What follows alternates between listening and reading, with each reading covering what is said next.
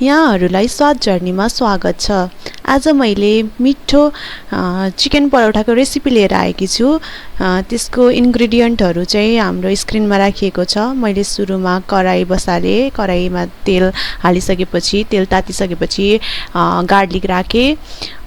Garlic राखेपछि चलाउने, अनि लाइट ब्राउन भएपछि चाहिँ मैले प्याज राखेँ।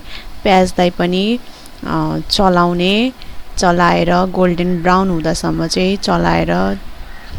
चलाउने। अनि त्यसपछि गोल्डन ब्राउन भइसकेपछि मैले हाफ केजी चिकन किमालाई राखेँ। चिकन किमा राखिसकेपछि चाहिँ चलाउनु पर्छ, नत्र डल्लो पर्न सक्छ। डल्लो पर्यो भने चाहिँ झ्याउ हुन्छ, नराम्रो हुन्छ। त्यही भएर चिकन किमालाई चलाउने, राम्ररी चलायो भने चाहिँ डल्ला पर्दैन, अनि हामीलाई सजिलो पनि हुन्छ। अनि त्यसपछि गोल्डन ब्राउन भइसकेपछि चिकन किमा पनि स्वाद अनुसार बेसार राख्ने, अनि त्यसपछि स्वाद अनुसारै नुन राख्ने। नुन राखेर त्यसलाई चलाउने, अनि चलाइसकेपछि आवश्यक अनुसार यो मिट मसला राख्ने। हजुरहरूले चिकन मसला राख्न पनि सक्नुहुन्छ, अर्को अरू मिट मसला राख्न पनि सक्नुहुन्छ, गोल्डी मसला राख्न सक्नुहुन्छ, चेन राख्न सक्नुहुन्छ। त्यसपछि मैले धनियाको पत्तालाई राखेँ, अनि चलाएँ, राम्रोसँग चलाउने। चलाइसकेपछि आटालाई लिएर एउटा कचौराको सेपमा चाहिँ गराउने। अनि त्यसपछि त्यो जुन मैले बनाएको किमा थियो त्यसलाई चाहिँ राखेँ।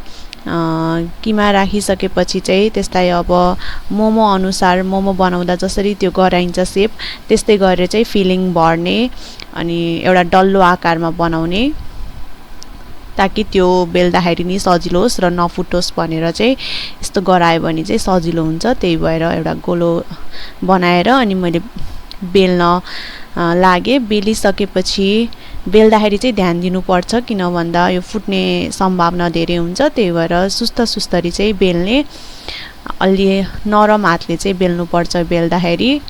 अनि अलिअलि त अब फुटिहाल्छ, त्यही पनि अब किमा नराख्यो भने त मिठो हुँदैन नि त। त्यही भएर अलि बढी किमा राख्ने, फुटे पनि त्यस्तो बेसरी चाहिँ फुट्नु भएन, अलिअलि त्यो फुटेर केही पनि हुन्न।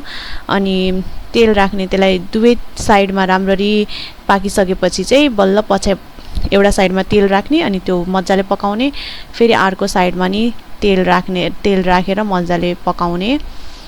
अनि पकाइसकेपछि त्यो मजाले पाक्नुपर्छ, नत्र अब हल्का मोटै हुन्छ नि त। फेरि पाकेन भने मिठो नि हुँदैन, अनि स्वास्थ्यलाई पनि राम्रो भएन। त्यही भएर पाकिसकेपछि मैले प्लेटमा सर्भ गरेँ। अनि अब त्यससँग खानको लागि चटनी चाहियो, चटनी नि मैले बनाइसकेको थिएँ। त्यही भएर यस्तो छ चिकन परोठा, खानालाई नि स्वादिष्ट, राम्रो।